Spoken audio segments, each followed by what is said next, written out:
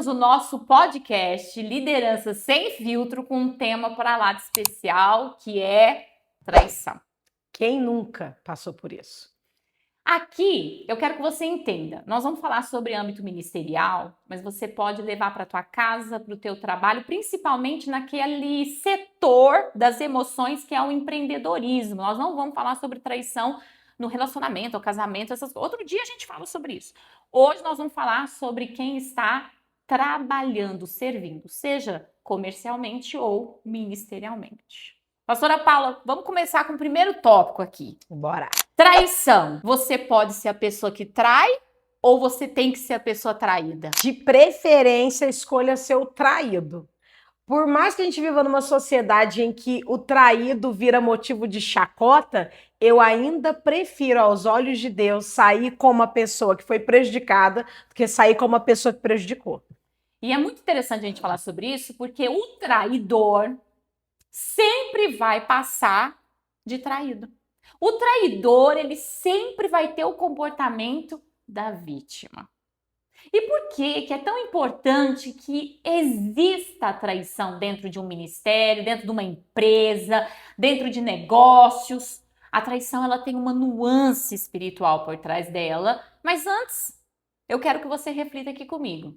Ser traidor implica em três coisas. Primeira coisa, pastora Paula, que eu queria que a gente comentasse aqui é: eu preciso ter pessoas para me absolver. Eu preciso de pessoas, como Jonas precisou de um barco para fugir. Todo traidor precisa de um escape. E aí? Todo traidor, então, na verdade, precisa de alguém que valide ele. Seria isso? Alguém que tenha dó de mim, de mim não, né? Do traidor. Compaixão dele, alguém para comprar a ideia dele, comprar a narrativa dele.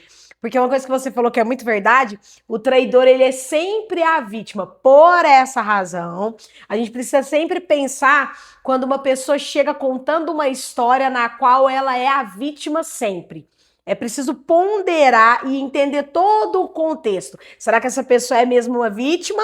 Ou será que ela causou algo e está apenas fugindo e tentando achar um culpado? Porque toda pessoa que tem um hábito da traição, e a traição não é de um momento, quem trai, trai Deus, trai a igreja, trai o trabalho, trai no casamento. Traição é um hábito viciante. Quem faz, faz sempre, faz com qualquer um. É importante a gente entender que às vezes são sinais. A pessoa chega para você e fala: todo mundo me maltrata, tudo fizeram comigo e não sei o quê, sou uma vítima, coitadinha. Pode ser sinal de que ele está fugindo da sua última presa. E o poder de convencimento do traído. Eu sei que o tema não é sobre né? do traidor, na verdade. Eu sei que o tema não é sobre traição de casamento, mas eu vou de relacionamento entre marido e mulher, mas eu vou pegar um exemplo aqui só pra gente entender.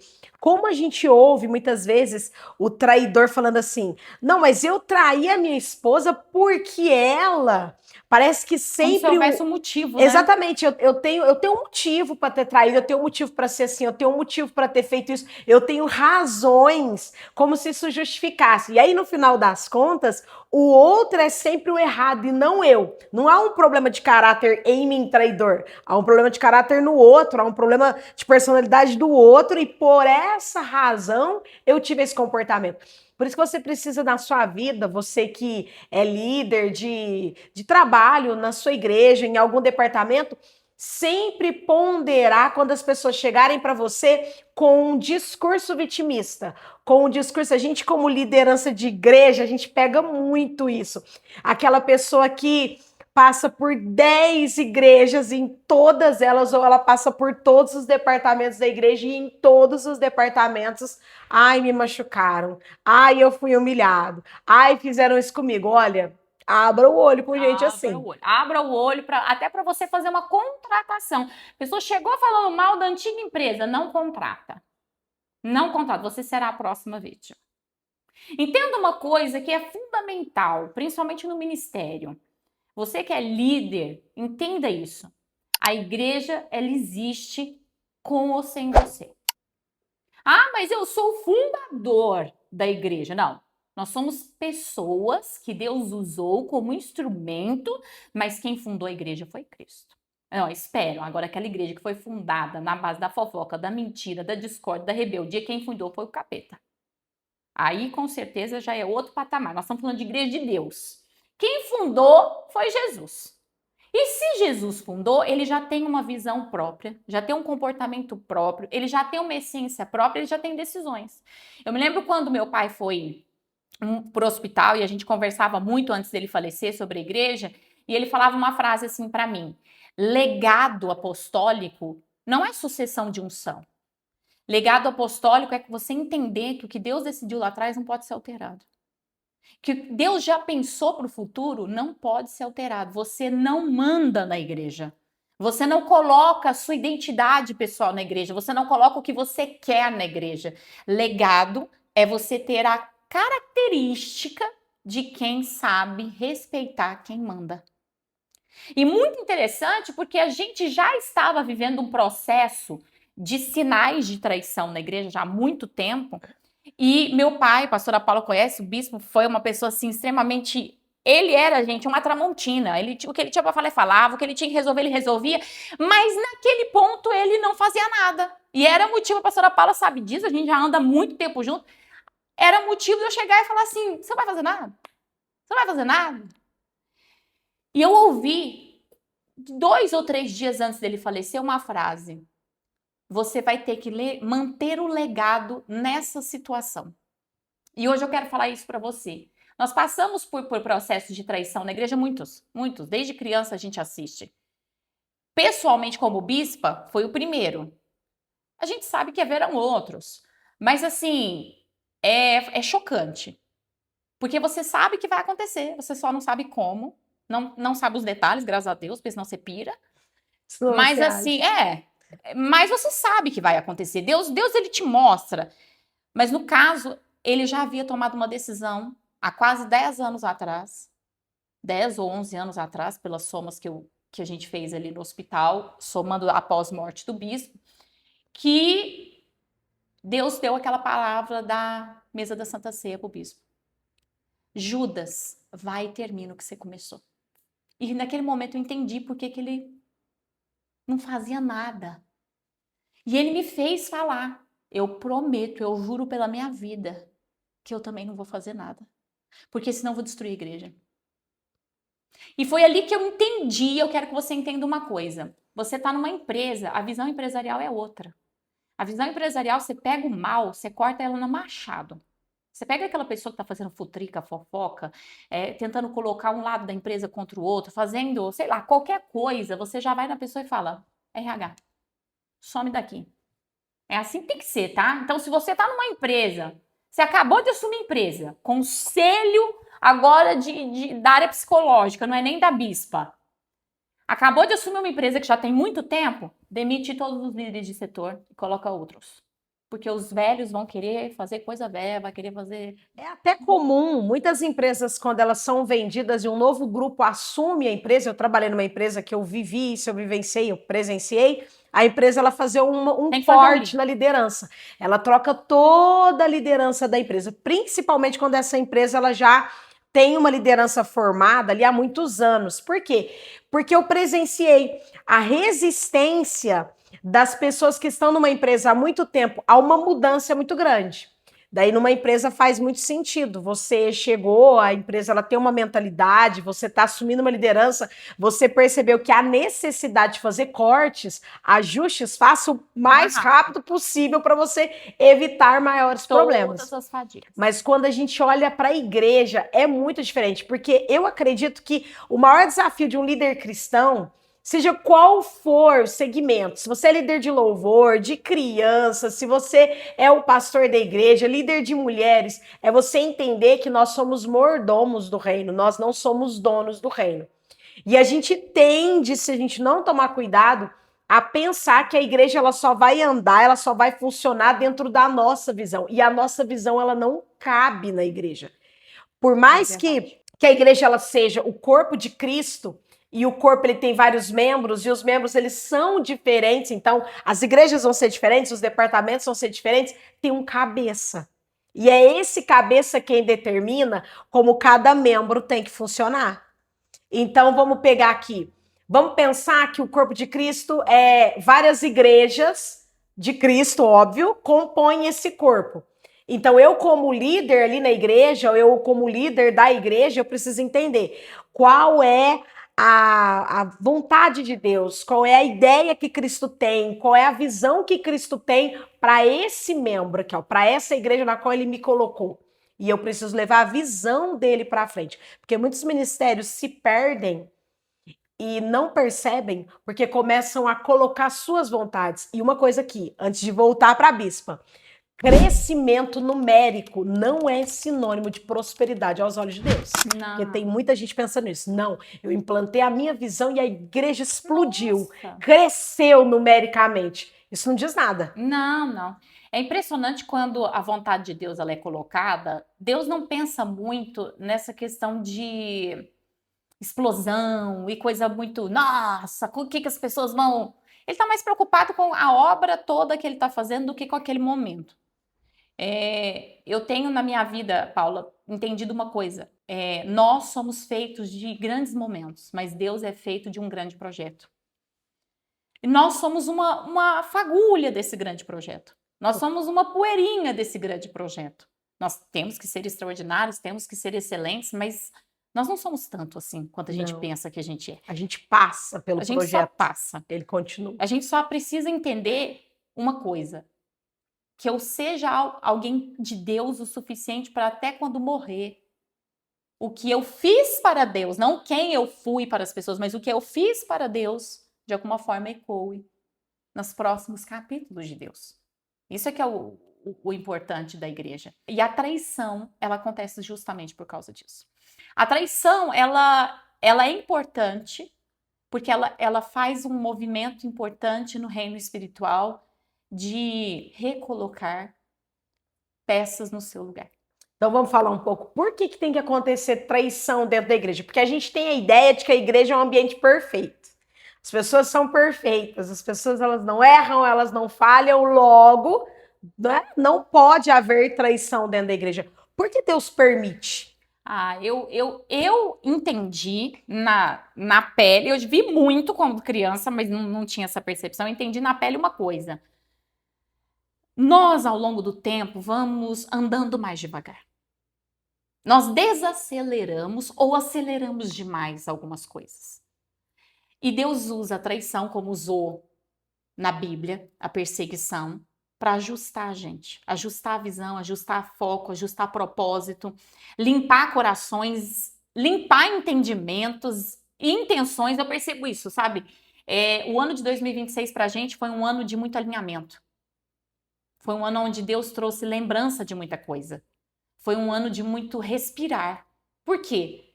Porque como a gente tinha que cumprir a ordem de Deus, que não podia sair cortando cabeças para todo lado e tomando decisões pessoais, que era o que as pessoas esperavam quando o bispo faleceu, todo mundo esperava que eu fosse fazer isso. De repente o Senhor olha e fala, agora está na hora da igreja que não está atrelada a nada da traição, continuar seu caminho de uma forma livre. Por quê? O ambiente onde o traidor está é um ambiente onde ele intoxica. Então vamos pensar assim, desde antigamente a minha avó, sua avó falava o quê?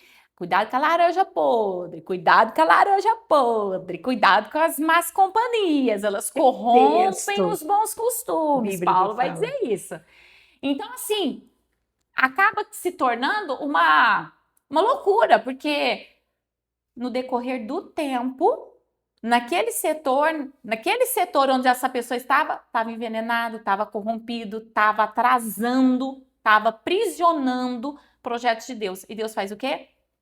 Eu vou fazer você me trair. Vamos definir uma coisa aqui, bispa? Como que começa uma traição? A gente está falando de traição dentro do ministério, até abrindo um pouco para quem trabalha no meio aí empresarial, alguma coisa do tipo. Como que a traição começa? Como que a pessoa pode identificar? Nossa, esse fulano aqui, ele tá tendo um comportamento de traidor e daqui a pouco isso aqui vai escalar. Babado é forte. Lucifer já ensinou.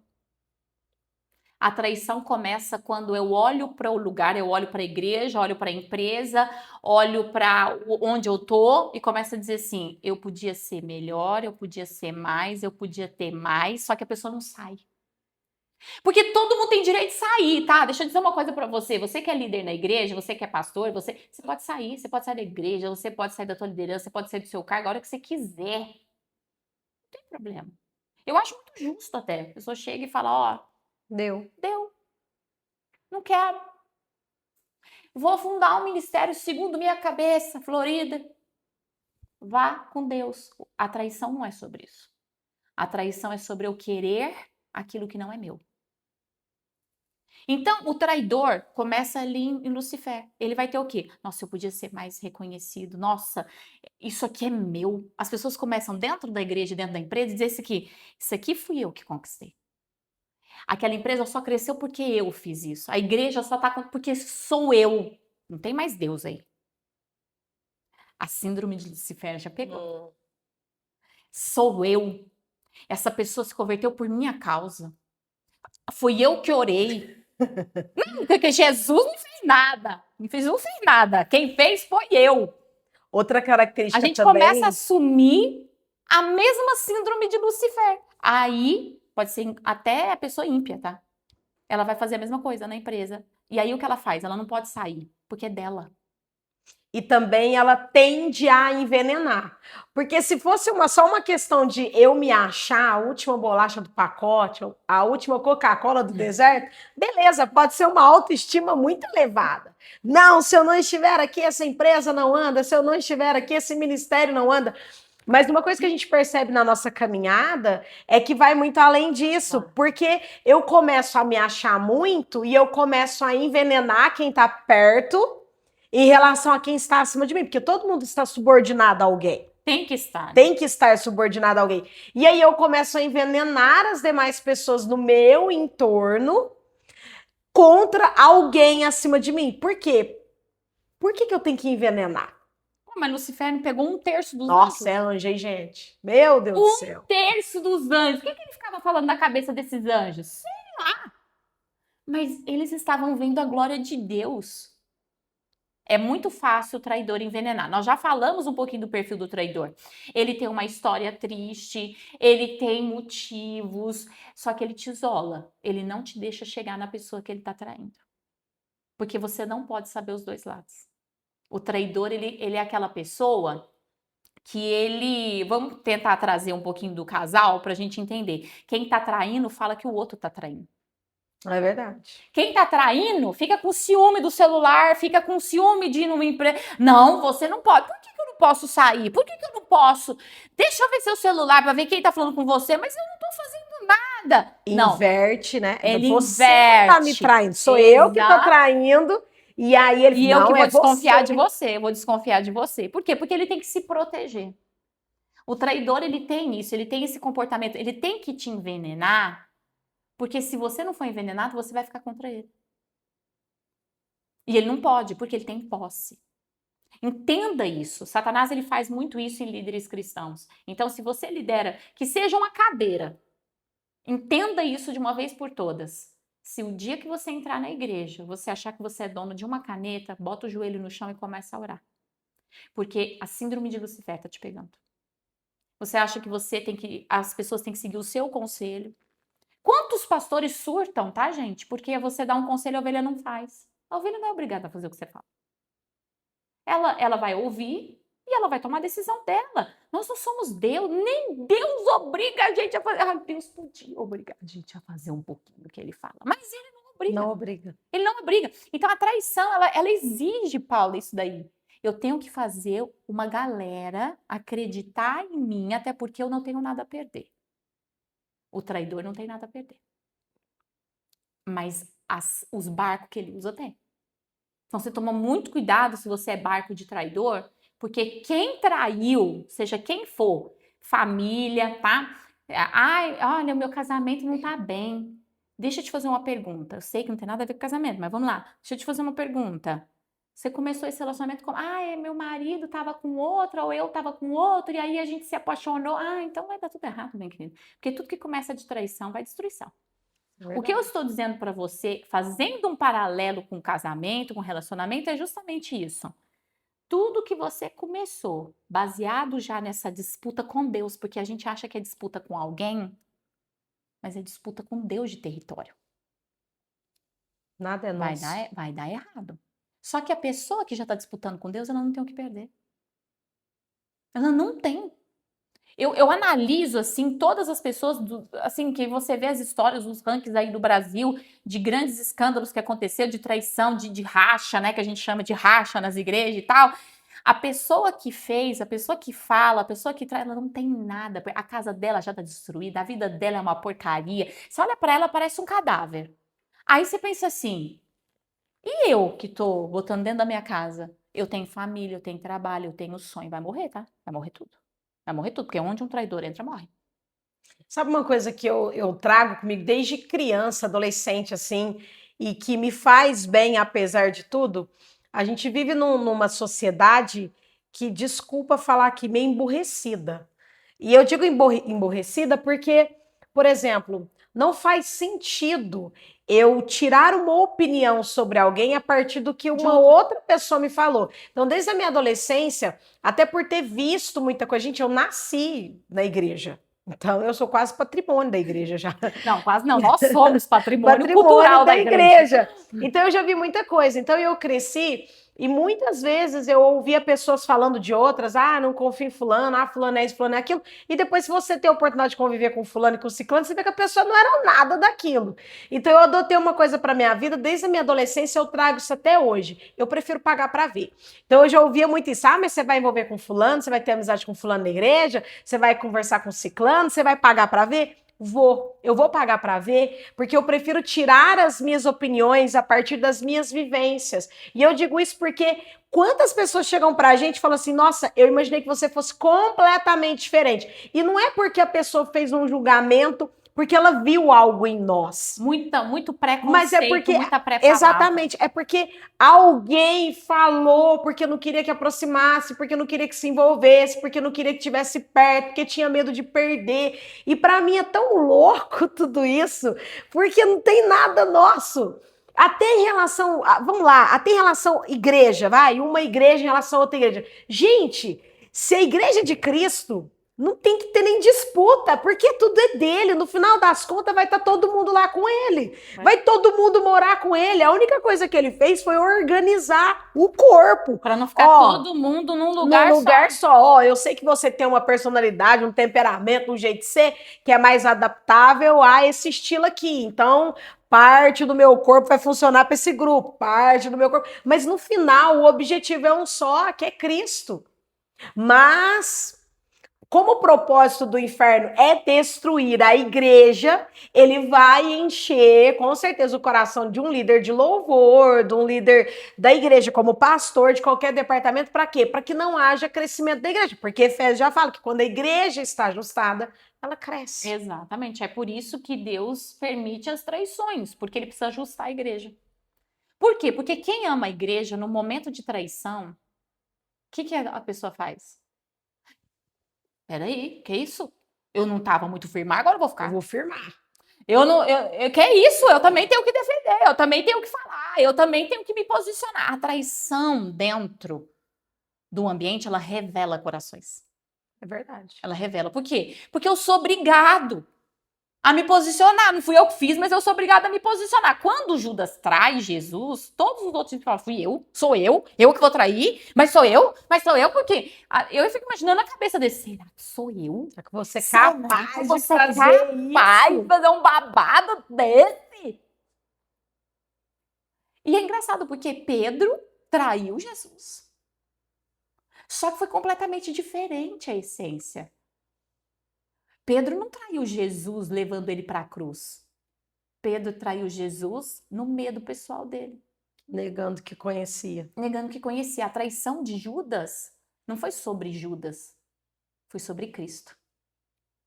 E aqui fica um aprendizado muito forte, que foi muito forte para mim. Eu nunca vou trair nem Cristo e nem ninguém.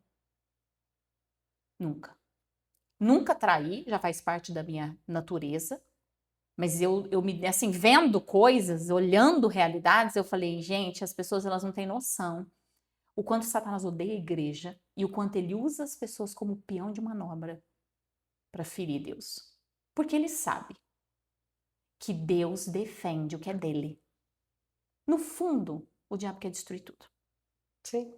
E as pessoas não percebem isso. Que não é uma guerra humana Não é uma contra guerra alguém. humana, não é contra pessoas, é demônio. Por isso que às vezes me choca quando eu vejo alguns escândalos no meio evangélico e alguns rachas, como foi citado aqui, e as pessoas saindo de ministérios, e ainda que elas tenham suas razões para sair, às vezes descobriu alguma coisa, moralmente falando, ou de valores cristãos totalmente deturpados, sabe? E aí a pessoa ela vem a público falar: "Ah, eu estou me desligando do ministério porque aconteceu isso, isso, isso, isso". Eu fico pensando assim, meu Deus, eu não estou falando que você tem que acobertar o pecado de ninguém, mas eu acredito muito que precisa haver em nós uma responsabilidade.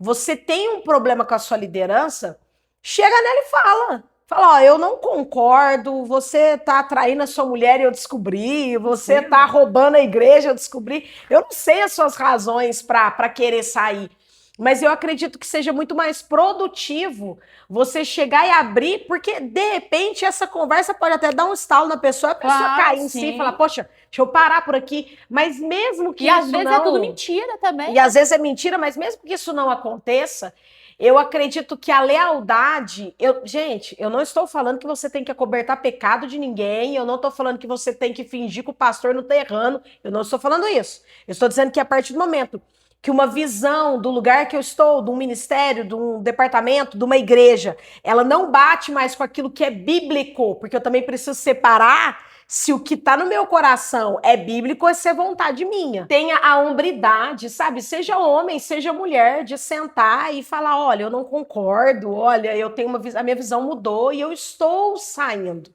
Né? Mas vou sair sem tentar destruir o resto. Exatamente, é sobre mim, é sobre a minha decisão.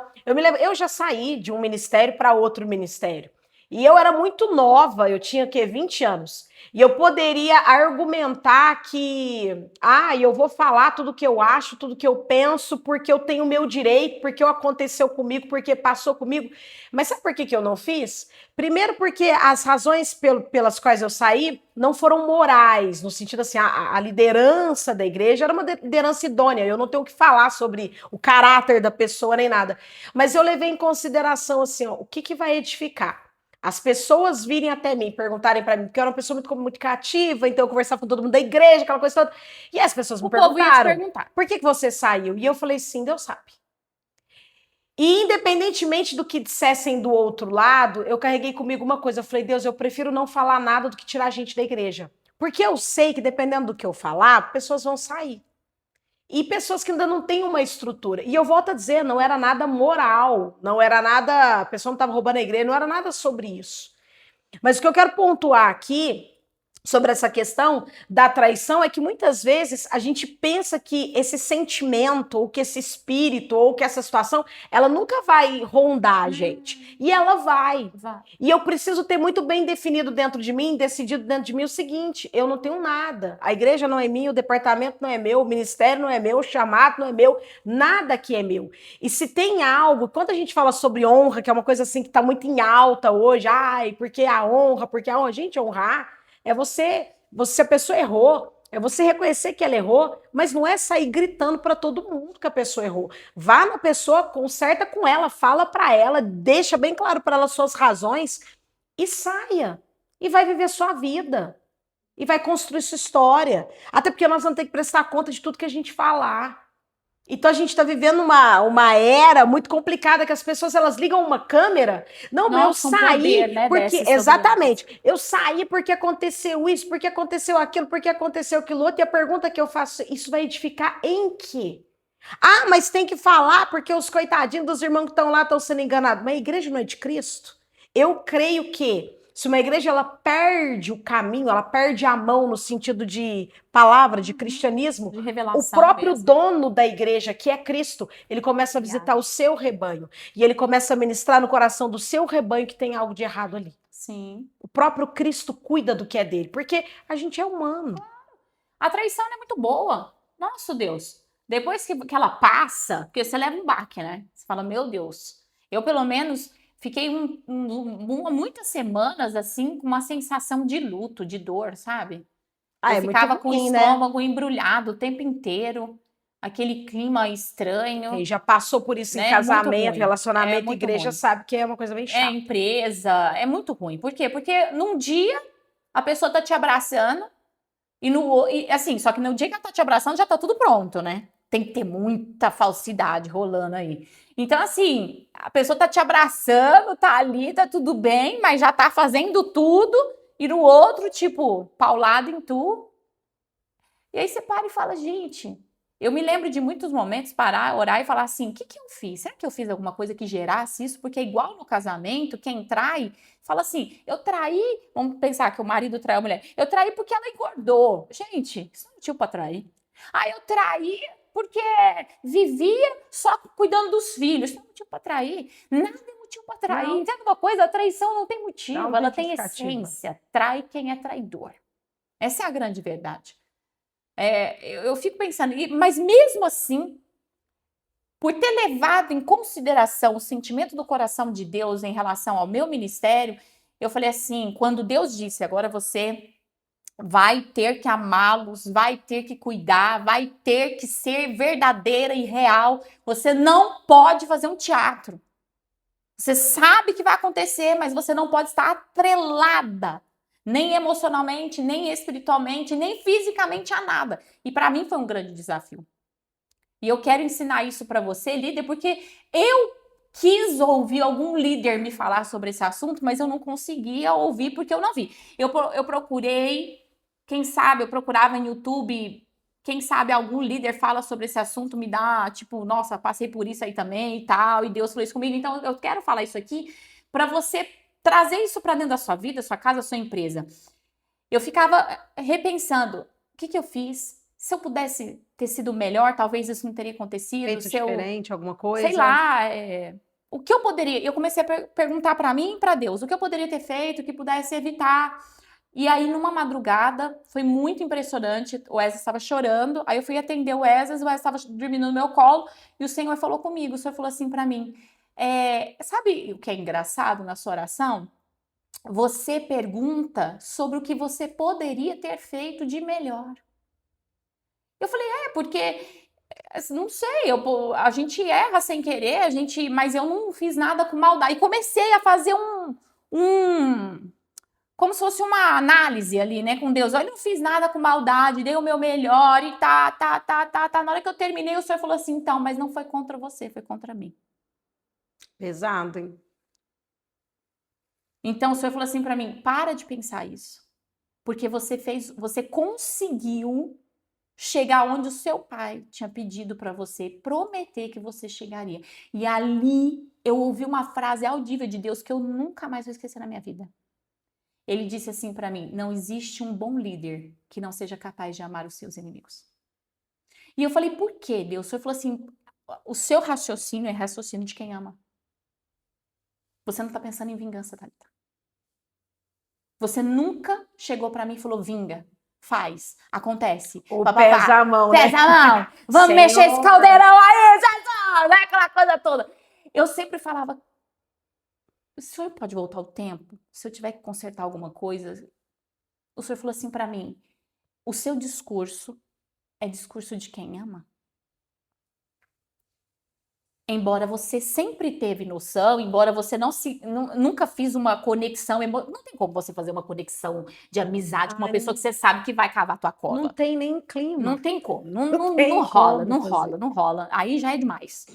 Mas sempre tratei muito bem, você sabe, você sabe. E aí, gente, quando Deus me falou isso, o Senhor falou assim pra mim, porque imagine você, líder da igreja, líder humana, líder da igreja é ele, se atrelando à traição. Se você não tivesse amado, se você não tivesse cuidado, se você não tivesse com esse coração, você agora estaria querendo se vingar. E você afundaria a igreja inteira. Porque se tornaria algo pessoal. A gente tenderia a O plano trazer de pro Deus ia ter que pessoal. fazer uma pausa Para eu me vingar. Porque agora será sobre mim. Agora será. Você vê como que é louca essa questão do traidor, né? E da traição, porque o traído. Ele tem isso se ele não Ele tem quer. dívida. Sim, mas o traído, ele quer consertar. É muito engraçado isso. Porque o traído, ele tende a ter o sentimento de querer consertar. O que eu posso fazer diferente? O que eu poderia ter feito diferente? Onde eu errei? E aí que entra o ponto, porque se o traidor, antes de trair, chegasse e abrisse o jogo, não haveria traição. Para ver como que é complexo a mente de um traidor. O quanto realmente é uma coisa muito pensada, muito arquitetada, muito alimentada durante um tempo. Se a gente pegar Judas, Judas não decidiu trair Jesus da noite para o dia. Foi todo um processo, foi uma construção. E se ele, entre aspas, tivesse algo contra Cristo, ele poderia ter sentado e conversado com Cristo sobre, trazendo isso para nós.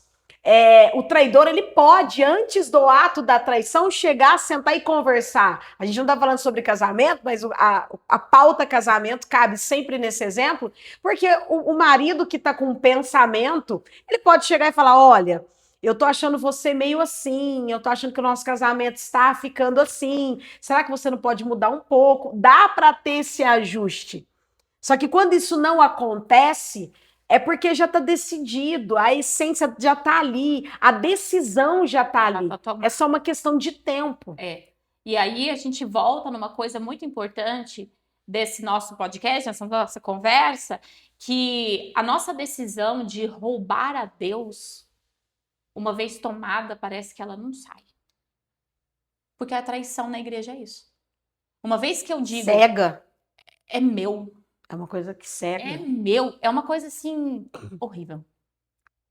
Essa pessoa é minha. Pensa você achar que você é dono de uma pessoa, achar que você é dono de um ambiente, você achar que é dono de cadeira, disso, daquilo, que não é seu, mas nunca foi feito para Deus. É uma coisa tão muito estrutural, é o ministério. Aí eu me lembro, quando eu fui num congresso, eu era criança, não me lembro qual foi o pastor, que ele conta que ele ficou internado na UTI, um pastor de uma igreja gigante nos Estados Unidos, eu acho, e ele quase morreu, e ele teve uma experiência de estar em coma. Quase morte. E aí o Senhor veio falar com ele e falou, você vai morrer, mas eu estou aqui para te dar uma chance. E ele fala, Senhor, a igreja... Ele falou, não, essa igreja, as pessoas não estão convertidas, essa igreja é sua, nunca foi minha. Tudo que tem nessa igreja é seu. Pensa você ouvir isso? Tudo que tem nessa igreja é seu, essas pessoas são suas. Não tem a minha presença. Isso é uma atmosfera emocional que vocês sentem. Ele ficou tão chocado que quando ele volta, ele pede para o Senhor, pelo amor de Deus, o Senhor fala para ele, você vai para o inferno. Porque você me roubou essas pessoas. Ele pede, ele implora a Deus misericórdia, e quando ele volta, ele chega no altar e ele fala, essa igreja acabou, eu não sou mais pastor, eu estou passando para o pastor fulano de tal, porque a partir de agora vai mudar nome, vai mudar tudo e eu serei membro, porque nós precisamos ir para o céu. Então, assim, às vezes a gente não tem uma igreja na nossa mão, sabe? Mas tem uma célula, tem um vídeo de internet que você faz para falar a palavra de Deus, alguma coisa que seja às vezes só você. Até esse vídeo, se você acha que é seu, não é. As coisas espirituais, elas têm que ser lidadas com muito tato. Nada é meu. Mas não é aqui, ó. É, coração. É aqui, ó. Não é meu. Que de boca Judas amava. Ah, Judas amava de boca muito. Sabe? Gente, Judas, quando Jesus fala para ele assim, você sabe quem é? Judas falou, sou eu. Gente! Sou eu, Senhor. Cadê um pedaço de pau pra dar na cara dele? Sou eu, Senhor. Nossa, gente! Olha, tem hora que Jesus fala, fica quieto, fica quieto. Olha, já tinha vendido Jesus, já tinha até recebido a grana já, né? Nessa altura do campeonato.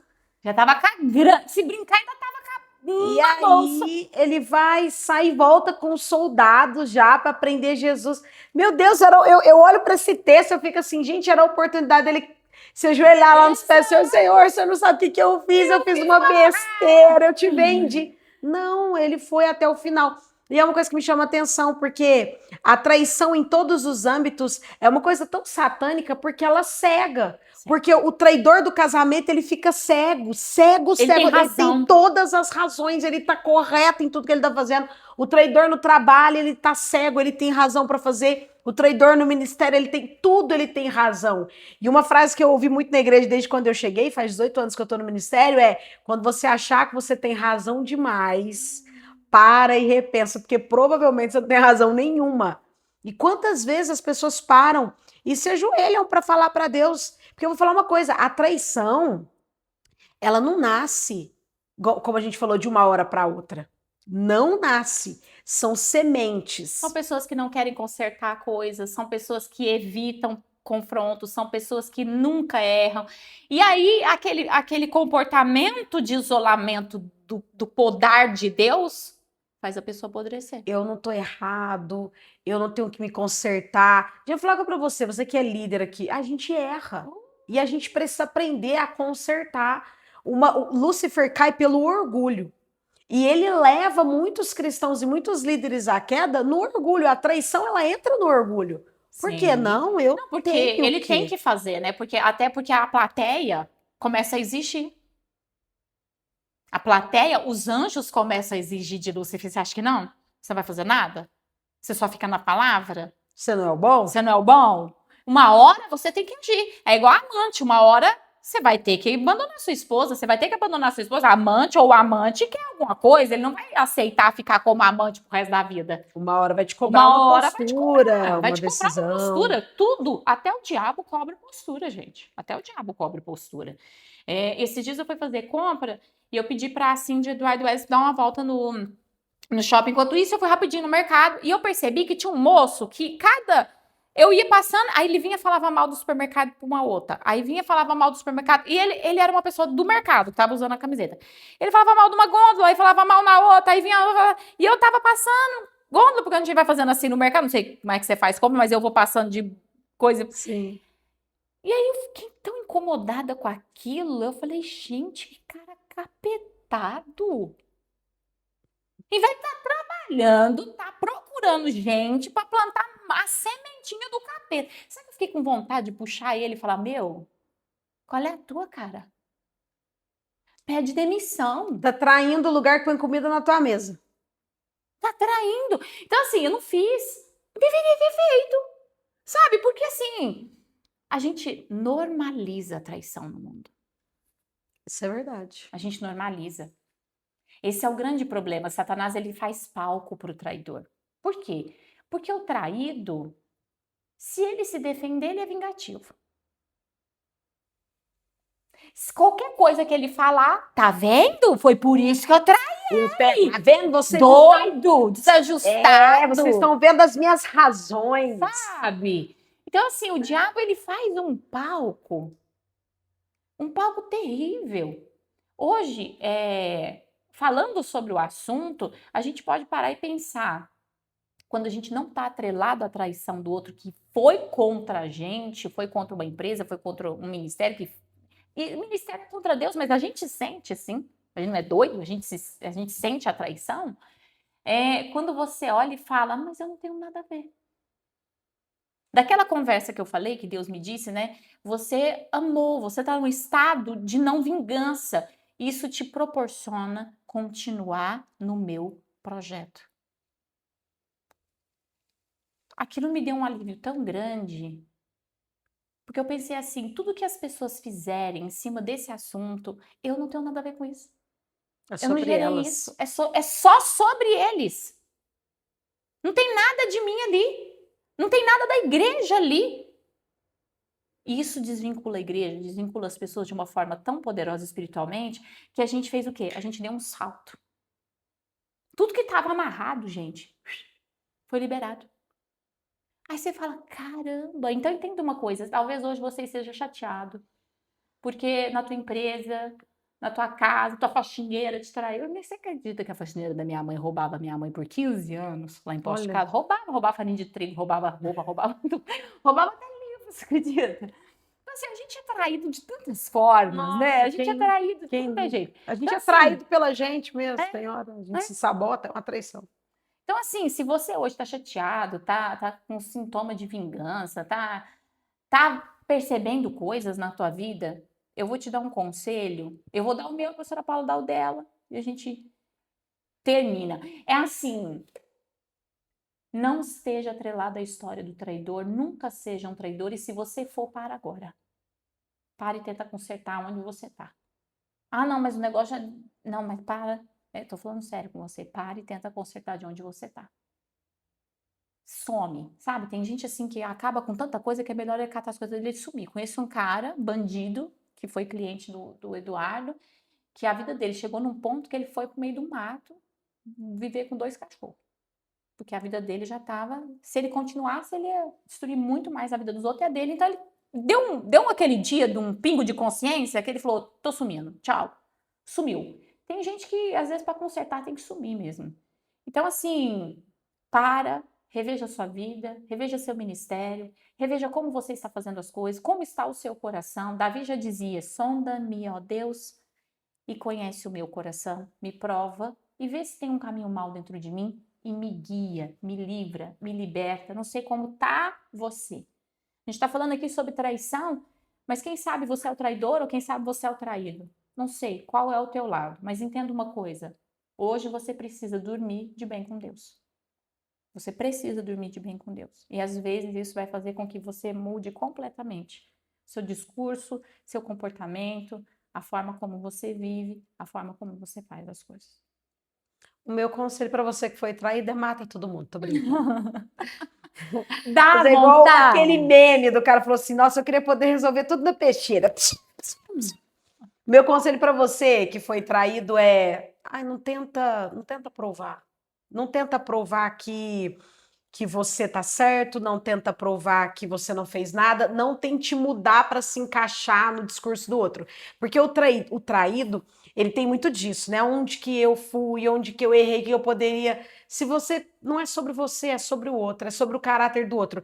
Porque durante toda a nossa conversa, uma coisa fica muito clara. O traidor, a traição, ela é uma escolha e nada justifica.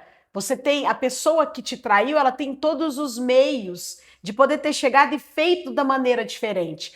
Uma das coisas que a gente vai conversar ao longo desse podcast é sobre autorresponsabilidade e a gente precisa ter isso no coração da gente, de parar e se responsabilizar e falar, não, peraí, eu fiz isso porque eu quis, porque eu fui mal, porque o meu coração é mal, porque eu não tenho caráter, porque o problema está em mim. Então se você está passando por uma situação na qual você foi traído e às vezes você está sendo consumido por um sentimento assim, nossa, onde que eu errei, o que que eu fiz? Porque não é sobre você, é sobre o mau caráter do outro. Então abre o teu coração para Deus, peça para o Senhor te curar, te restaurar, não tente se encaixar porque talvez muitas pessoas que traem, elas começam a colocar um padrão de comportamento. E às vezes o traído, ele quer atingir esse padrão. Não, então eu vou mudar tudo aqui para essa pessoa me aceitar, para essa pessoa. Não faça isso, não. Se a pessoa já quebrou a confiança uma vez, perdoe, porque é bíblico, a Bíblia manda perdoar, mas peça para Deus te curar, te restaurar. Não tente se encaixar o que a outra pessoa que te traiu acha, mas segue em frente. Segue em frente, seja feliz, seja curado, sem guardar nada dentro do seu coração, sendo uma pessoa livre. Porque um dia nós vamos prestar contas ao Deus das nossas vidas. Que Ele nos encontre limpos. Com certeza. Então, assim, não tenta consertar o erro dos outros, não, tá? Uma furada da tua vida é você tentar consertar o erro de alguém. Esse foi o Liderança Sem Filtro.